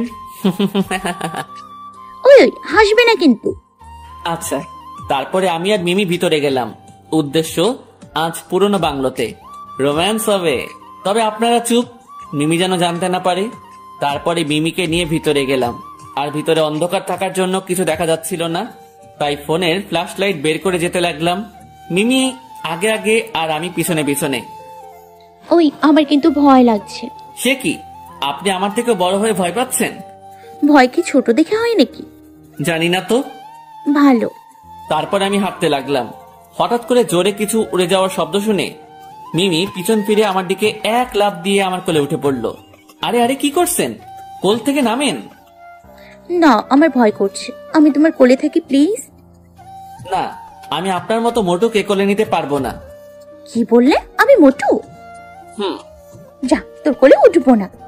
বলে মিমি নেমে সামনে হাঁটতে লাগলো। রাগ করেছে? ওয়েট, জানো রাগ দেখাচ্ছি। বলে লাইটটা অফ করে দিয়ে মিমি অনেকখানি দূরে চলে গেলাম। এইদিকে মিমি লাইট অফ করা দেখে ভয় শেষ। অন্ধকারে পিছনে হাতিয়ে আমাকে পেল না। মিমি আমাকে ডাকতে লাগলো, আমি কোনো জবাব দিচ্ছি না। মিমি এবার ভয় কাঁদতে লাগলো। মিমির কাঁদার আওয়াজ শুনে তাড়াতাড়ি লাইটটা জ্বালিয়ে দেই। মিমি আমাকে দেখে আমার দিকে দৌড়ে চলে আসে আর শক্ত করে আমাকে জড়িয়ে ধরে। মিমি এখনো কান্না করেই যাচ্ছে। আরে পাগলি, কান্না করছো কেন? আমি এই প্রথম মিমিকে তুমি করে বললাম। মিমি কোনো কথা বলছে না। কি হলো, কথা বলছো না কেন? জানো তোমাকে এইখানে কেন এনেছি? কেন? তোমার সাথে রোম্যান্স করার জন্য। আমার কথা শুনে মিমি আমার দিকে তাকালো। আমি এইবার আর কিছু না বলে মিমিকে জড়িয়ে ধরে কিস করতে লাগলাম। মিমি আমাকে ছাড়ানোর চেষ্টা করতে লাগলো, কিন্তু পারল না। আমি কিস করে যাচ্ছি। বেশিক্ষণ পরে মিমিও আমার সাথে রেসপন্স দিতে লাগলো। আমি পিছনে, মিমি আগে। আমরা কিস করতে করতে এগোতে লাগলাম। হঠাৎ কিসের সাথে পা বেঁধে পড়ে গেলাম। মিমি নিচে আর আমি ওপরে, কিন্তু অদ্ভুত বিষয় আমাদের কারো লাগলো না। তাই আমি ফোনটা বের করে লাইট জ্বালিয়ে যা দেখলাম তা দেখে আমি আর মিমি পুরাই অবাক। কারণ আমরা যেখানে পড়েছিলাম সেটা ছিল ফ্রম, এক বিশাল বড় ফ্রম। কি এটা? মনে হচ্ছে এর নিচে কিছু আছে। আচ্ছা তুমি দাঁড়াও, আমি দেখছি। না না না, যদি খারাপ কিছু থাকে? আরে পাগলি, তুমি দাঁড়িয়ে থাকো, আমি দেখছি। তবে সাবধান। তারপর আমার ফোনটা মিমির হাতে দিয়ে ফর্মটা উঠিয়ে দেখলাম অনেকগুলো কার্টুনের প্যাকেট। কি এইগুলো? আচ্ছা দাঁড়াও দিচ্ছি বলে প্যাকেট খুলে দেখলাম। এতগুলো ওষুধ এখানে কেন? সেটা তো আমিও বুঝতে পারছি না। আমার ভীষণ ভয় লাগছে, চলো এখান থেকে। দাঁড়াও, আচ্ছা এই ওষুধ যদি সরকারি হতো তাহলে এইখানে থাকতো না, আবার যদিও ভালো হতো তাহলে এইখানে থাকতো না। আমার মনে হচ্ছে এই ওষুধ ব্ল্যাক ওষুধ, আর এই ওষুধ মানুষের ভালোর জন্য নয়। সিয়াম চলো প্লিজ, আর এখানে থাকা যাবে না। মিমি আমাকে পিছনে থেকে ভয়ে আমার শার্ট ধরে আছে। আমি বুঝলাম মিমি ভয় পাচ্ছে, তাই আর ওখানে না দাঁড়িয়ে চলে আসলাম। আর আসার সময় ওষুধের একটা বক্স নিয়ে আসলাম। মিমিকে তার বাসায় নিয়ে গেলাম। কোথায় যাবে এখন? এই বক্সটা নিয়ে আমার ছোট কাকুর কাছে যাব। যেখানেই যাও ভালোভাবে যাবে। জি ম্যাডাম। ওই শোনো। আমি কিছু বুঝে ওঠার আগেই মিমি আমার কপালে একটা কিস করে দৌড়ে তার বাড়ির মধ্যে চলে গেল।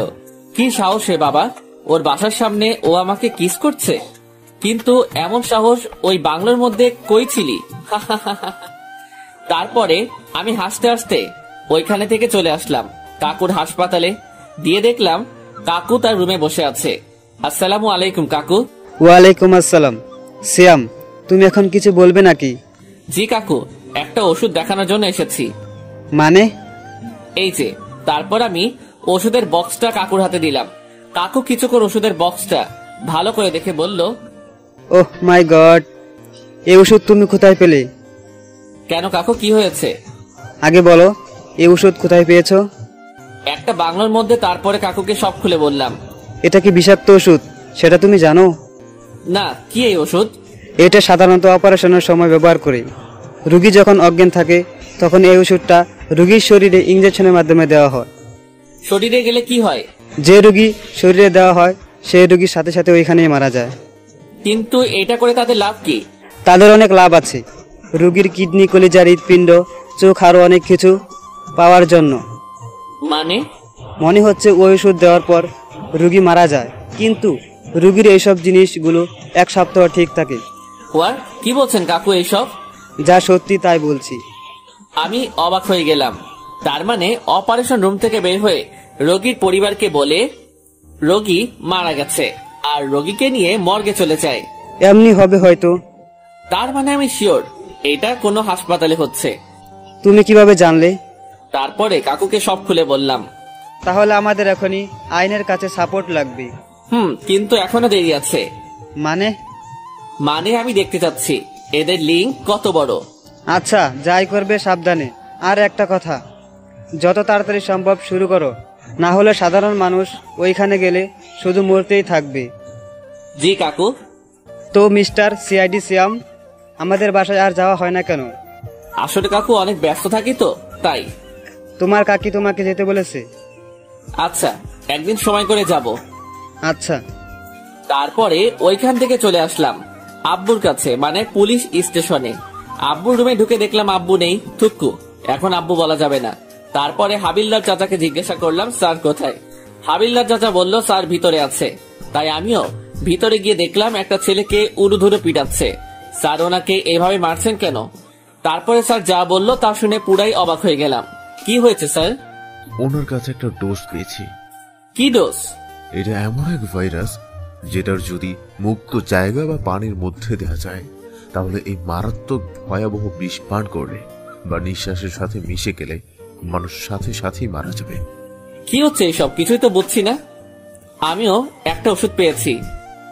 কি বলছো? কি ওষুধ? তারপরে আমি সব খুলে বললাম। যা করার তাড়াতাড়ি করতে হবে। এইভাবে চললে কিছুদিনের মধ্যে সারা দেশের মানুষ ধ্বংস হয়ে যাবে, আর বেঁচে থাকবে না, কেউ বেঁচে থাকবে না। আর ডাক্তারদের কিংবা আইনের প্রতি কারো বিশ্বাসও থাকবে না। জি, যত তাড়াতাড়ি সম্ভব আমি দেখছি। Okay sir. তারপরে স্যার চলে গেল। এইদিকে আমি ওই লোকটির সামনে গেলাম। লোকটি আমার থেকে বড়, আব্বুর বয়সী, তাই আঙ্কেল বলেই ডাকলাম। আঙ্কেল, আপনি সত্যি করে বলেন তো এই ভাইরাস কোথায় পেয়েছেন? জানি না। দেখেন, আপনি এই দেশের নাগরিক, আমরাও এই দেশের নাগরিক, আর আপনি আমি কেউ চাই না যে আমাদের দেশের ক্ষতি হোক। কিন্তু আমি এখন চাই। কিন্তু কেন? এই দেশের নাগরিক হওয়ার জন্য আজ আমি নিঃস্ব হয়ে গেছি। কিভাবে? আজ থেকে 10 বছর আগের কথা। আমি বাংলাদেশের নামকরা সায়েন্টিস্ট ছিলাম। আমার কাজ ছিল শুধুমাত্র মানুষের ভালো করা, আর মানুষ কিভাবে কি করলে তাদের কল্যাণ হবে সেটা নিয়ে পড়ে থাকা। একদিন কৃষকের কথা ভেবে, তাদের কথা চিন্তা করে অনেক কষ্টে প্রায় 2 মাস ধরে একটা বীজ তৈরি করেছিলাম, যেন কোনো কৃষকদের এত কষ্টের ফসল যেন বিফলে না যায়। সেই বীজের সাথে একটা অ্যান্টিডোজও বানিয়েছিলাম। সেটা ছিল মানুষের কাছে ভাইরাসের মতো, কিন্তু সেটা বীজের জন্য উপযুক্ত ছিল। কিন্তু একদিন হঠাৎ কি থেকে যেন কি হয়ে গেল, কিছুই বুঝলাম না। আমি বাসা থেকে ল্যাবে গিয়ে দেখলাম সবকিছু এলোমেলো হয়ে আছে, সবকিছু ভেঙে পড়ে আছে। কিন্তু তার থেকে বেশি অবাক হলাম, আমার ফর্মুলা একটাও নেই। তখন টিভিতে দেখলাম আমার তৈরি বীজের ফর্মুলা দিয়ে আমার ছোট্ট কালের বন্ধু স্বীকৃতি পেয়ে গেল, আর ফর্মুলা দ্বিতীয়টা আমি তৈরি করেছি, আর সেটা মানুষের খারাপের জন্য করেছি। এটা বলার কারণে আমাকে পুলিশে ধরে নিয়ে গেল। সেদিন আমি অনেক বলেছিলাম পুলিশ কমিশনারকে, কিন্তু সে আমার কথা শোনেনি, বরং তিনিও আমার বন্ধুর সাথে মিলেছিল। তখন থেকে আমি প্রতিজ্ঞা করি যে আমি আর কারো ভালোর জন্য কিচ্ছু করব না, এমন কিছু করব যেটার জন্য এই দেশের সবার ক্ষতি হয়। আচ্ছা, মানলাম আপনারা সাথে অন্যায় করা হয়েছে, আর এই ভাইরাসে যদি আপনারও কোনো ক্ষতি হয়? আমার কিছু হইবে না, কারণ আমার কাছে এর ইন্ট্রোডোজ আছে। আমরা তো এখন চাইলে আবার আমাদের দেশটাকে রক্ষা করতে পারি। সেটা কি করে করব? করেও কি আমার আগের দিনগুলো ফিরে আনতে পারবো? না, তবে সরকার থেকে পুরস্কারের ব্যবস্থা করে দিব। সত্যি? কিন্তু আমার এই ফর্মুলার দ্বিতীয়টা নিয়ে নেয় আমার ওই বন্ধু। তাহলে এখন কি হবে? আমার কাছে ইন্ট্রোডোজ আছে, সেটা দিয়ে আমি সবকিছু ঠিক করতে পারবো। তাহলে এখনই চলেন। তারপরে চলে গেলাম তার সেই বন্ধুর কাছে, আর তাকে পেয়েও গেলাম। ওই লোকটিকে দেখার সাথে সাথে আমার সাথে আসা লোকটি ওর কাছে দৌড়ে গিয়ে একটা ঘুষি মেরে তাকে মাটিতে ফেলে দিল। এই বছরের রাগ তার জন্য। কিন্তু ওনাকে কিছু করতে দিলে হবে না, যা করার আমাকেই করতে হবে। আমি ওনার সামনে গিয়ে বললাম, আপনি এই দেশের মানুষ হয়ে এত জঘন্য কাজ কিভাবে করতে পারলেন? দেশ দেশ দিয়ে কি করব? আজ রাতে আমরা এই দেশ ছেড়ে চলে যাব। লজ্জা করে না এই দেশের নাগরিক হয়ে এই কথা বলতে? নাগরিক হয়ে কি করব? এই দেশের বিনিময়ে পেয়েছি কোটি কোটি টাকা। এতদিন শুধু স্বপ্নই দেখে গেছেন, আজ বুঝবেন এই দেশে সচেতন নাগরিক কি করতে পারে। তুই একটা পিচ্চি পোলা হয়ে আমাদের কি করবি? দেশ রক্ষা করতে ছোট বড় দেখা লাগে না, দেশের প্রতি মায়া মমতা ভালোবাসা আর দায়িত্ব থাকলেই হয়। এইসব দিয়ে তুই কিছুই করতে পারবি না। বলেই ওই লোকটা পিস্তল বের করে আমাদের দিকে গুলি মারলো। আমি বসে পড়াতে আমার কিছুই হয়নি, কিন্তু আমার পিছনে আমার সাথে আসা সেই লোকটির হাতে গুলি লাগে আর সে ওইখানে বসে পড়ে। এটা দেখে আমার মাথা চরম পর্যায়ে চলে গেল। আমিও পেছন থেকে পিস্তলটা বের করে ওর পায়ে গুলি করলাম। ওর পায়ে গুলি লাগতেই ও চিৎকার করে বসে পড়লো। আমি ওই লোকটির কাছে দৌড়ে গিয়ে টেনে একটা চড় দিলাম। যতই আমার বড় হোক, কিন্তু আইনের কাছে অপরাধী সমান। যাই হোক, তারপরে তাদের হাসপাতালে নিয়ে ভর্তি করিয়ে দিলাম আর বাইরে করা সিকিউরিটি দিয়ে রাখলাম। এইদিকে রাত হয়ে গেল। রাত 11টার পরে হাসপাতালে একটু নির্জন হয়ে গেল। সেই সুযোগে আমি হাসপাতালের ভিতরে গিয়ে রাজকে সাথে নিয়ে মর্গে গেলাম। মর্গের সামনে আসতে, রাজ তুমি এখানে দাঁড়িয়ে থাকো, আমি ভিতরে গিয়ে দেখে আসছি। ওকে ভাইয়া। আর কেউ আসলে আমাকে আগে বলে দিবে। জি ভাইয়া, আপনি যান। তারপরে আমি ভিতরে চলে গেলাম। ভিতরে লাইট বের করে একটা লাশের শরীরের চাদর খুলে দেখলাম। তার সারা বুকে সেলাই করা আর সারা শরীরে রক্ত বেঁধে আছে। আর চোখের দিকে তাকিয়ে দেখলাম চোখও নেই। এইটা দেখে কি করবো সেটা বুঝতেও পারছি না। ওইখানে আর না থেকে বাইরে চলে আসলাম। কি হয়েছে ভাইয়া, এখন কি করবেন? আর বসে থাকা যাবে না, অনেক হয়েছে আর নয়। তুমি এখনই এইখানে গিয়ে এইগুলো নিয়ে পাশের হাসপাতালে নিয়ে আসো। জি ভাইয়া। তারপরে রাত চলে গেল আর আমিও পাশের হাসপাতালে চলে গেলাম। ওনাদের কাছে কেবিনে ঢুকে দেখলাম পরে ধরা লোকটি বসে বসে আপেল খাচ্ছে। আমাকে দেখে বলল, আরে ছোট বাবা, তোমাকে তো খুঁজছি। ইস, এখানে ভর্তি করে আমাকে খুব ভালো করেছো। লোকটি হাসতে হাসতে বলল। এইটা দেখে আমার মাথা পুরো আগুন হয়ে গেল। আশেপাশে তাকিয়ে দেখলাম কিছু নেই। তখন আমার পিছনে থাকা পিস্তলটা বের করে পিস্তলের উল্টা পিঠ দিয়ে তার মাথার উপর বসিয়ে দিলাম।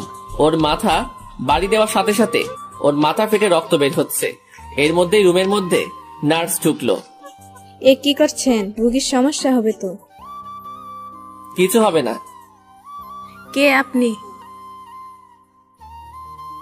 বলে যে চিৎকার করতে যাবে তার আগে আমি বললাম, ওই চুপ, একটা শব্দ করলে এটা দিয়ে মাথার খুলি উড়িয়ে দিব। পিস্তলটা ওই নার্সের মাথায় ধরে বললাম। পিস্তল দেখে নার্সের মুখ দিয়ে কোনো কথা বের হচ্ছে না, বরং ভয় কাঁপতে লাগলো। এবার আমি ওই লোকটিকে বললাম, এবার বল তোর সাথে থাকা পার্টনারের নাম। মরে গেলেও বলবো না। তোকে তো বলে লাগবে। আর তোর সাথে যে থাকে সে যে পাশের হাসপাতালের কোনো ডাক্তার, এটা ভালো করে জেনে গেছি। শুধু জানিস পাশের হাসপাতালের কেউ, কিন্তু কে সেটা তো জানিস না। লোকটির হাসা দেখে আবার মাথা গরম হয়ে গেল। একে দেশে নাগরিক হয়ে এইসব করে বেড়াচ্ছে, আবার মানুষের জীবন নিয়ে খেলছে। নার্সের হাতে দেখলাম অপারেশন প্লেট। ওর ভিতর থেকে কেঁচো আর ইঞ্জেকশন নিয়ে ইঞ্জেকশনটা ওর হাতের মধ্যে ঢুকিয়ে দিলাম আর কেঁচোটা ওর গালের মধ্যে ঢুকিয়ে দিলাম। সাথে সাথে তার গাল ফুটো হয়ে কেঁচো বেরোতে চলে গেল। লোকটি গোংরাতে লাগলো। এটা দেখে নার্স ঠাস করে ওইখানে পড়ে গেল। এবার বল বলে আবারও একটা কেঁচো হাতে নিলাম। বলছি বলে ওই লোকটি সব খুলে বলল। আমি শুনে ওইখানে আর না থেকে আব্বুকে ফোন দিয়ে বললাম এই হাসপাতালে আসতে, বলে আমি চলে গেলাম। এইদিকে হাসপাতালে গিয়ে ওই ডাক্তারের কেবিনে গেলাম। আরে শ্যাম, তুমি কেমন আছো? আমি কোনো কথা বললাম না। পাশে একটা কাঠের চেয়ারে পড়েছিল, ওইটা তুলে মাথার উপরে একবারই বাড়ি দেওয়ার সাথে সাথে উনি জ্ঞান হারিয়ে ফেলেন। রুমের ভিতরে শব্দ শুনে বাইরে থেকে সিকিউরিটি গার্ড ভিতরে আসলো। ওই কে আপনি? ওই কোনো কথা হবে না, বেশি কথা বললে সবাইকে এইখানে শুয়ে রাখবো। আমি পিস্তল বের করে বললাম। আমার পিস্তল দেখে সবাই পিছনে সরে গেল। কিছু করে মধ্যে আব্বু চলে আসলো। আব্বুকে সব খুলে বললাম। তারপরে ওনাকে নিয়ে গেল। আমার ভালো না লাগার কারণে আমি বাসায় চলে আসলাম। এইদিকে রাতে কিছুতেই ঘুম আসছে না, তাই আর ঘুমিয়ে না থেকে মিমির বাসার উদ্দেশ্যে রওনা দিলাম। রাত তখন 12টা বাজে। আমি মিমির বাসার সামনে গিয়ে কলিং বেল বাজাতেই দরজা খুলে দিল। আরে সিয়াম বাবাজি, এত রাতে? আসলে মিমির আব্বু আর আমার আব্বু ছোটকালের বন্ধু, আর তারা অনেক আগে থেকে আমাদের বিয়ে ঠিক করে রেখেছিল। আমরা সেটা জানতাম না, কিছুদিন আগে আমি জেনেছি। মিমি এখনো জানে না। জি আঙ্কেল, মিমি কোথায়? ও তোর রুমে ঘুমাইতেছে। কালকে সবাই আমার বাসায় চলে আসবেন। কালকে আমরা বিয়ে করছি, আর এখন আমি ওকে নিয়ে গেলাম। কিন্তু কোনো কিন্তু নয়। তারপরে মিমি রুমে ঢুকে ওকে কোলে তুলে নিয়ে চলে আসলাম। ছেলেটির ভীষণ সাহস, না হলে কি এইভাবে তার পরিবারের সামনে এইভাবে তার মেয়েকে কোলে তুলে নিয়ে যেতে পারে? দেখতে হবে না জামাইটা কার? থাক, আর বলতে হবে না। এইদিকে আমি মিমিকে আমার রুমে নিয়ে গিয়ে আমার বেডের উপরে আমার বুকের উপর শুয়ে রাখলাম। ইস, এখন কি শান্তি। মিমি এখনো ঘুমাচ্ছে। আমিও মিমিকে জড়িয়ে ধরে ঘুমিয়ে পড়লাম। এইদিকে ভোর রাতে মিমি চোখ খুলে দেখে সে যেন কার বুকের উপর শুয়ে আছে। সে প্রথমে ভয় পেয়ে গেল। যেই চিৎকার দিতে যাবে তার আগেই আমার মুখ প্রথমে ভয় পেয়ে গেল। মিমির অবাকের চেয়ে বেশি খুশি হয়েছে। আর কিছু না বলে আমাকে জড়িয়ে ধরে আবারও শুয়ে পড়লো। তারপরে আর কি, দুই পরিবারের মতে আমাদের বিয়ে হয়ে গেল। কিন্তু সেই দিন রাতের কাহিনীটা মিমির কাছে অজানাই রয়ে গেল। তাতে আমার কি, আমি তো তাকেই বউ হিসেবে পেয়েছি, আমার একমাত্র সিনিয়র বউ, যে সবকিছু আমাকে শিখাবে। এই যে বর সাহেব, এত না হেসে সেই দিনের ঘটনা খুলে বলেন। সেটা তো বলা যাবে না। প্লিজ প্লিজ বলো না, খুব শুনতে ইচ্ছে করছে। সেটা না হয় পরবর্তীতে শুনবে। ঠিক আছে, তাহলে বলতে হবে না কিন্তু। প্রমিস। তাহলে আমাদের ভালোবাসাটা হলো সিনিয়র বউয়ের ভালোবাসা। আর আমাদের এই ফিল্মের ডায়লগটা কি বলতো? কেন? সিনিয়ররা সব বুঝে। এই হাসাহাসি পরে, চলো চলো বাসরটা সেরে ফেলি। সেটা না হয় পরবর্তীর জন্যই রয়ে গেল। হ্যাঁ।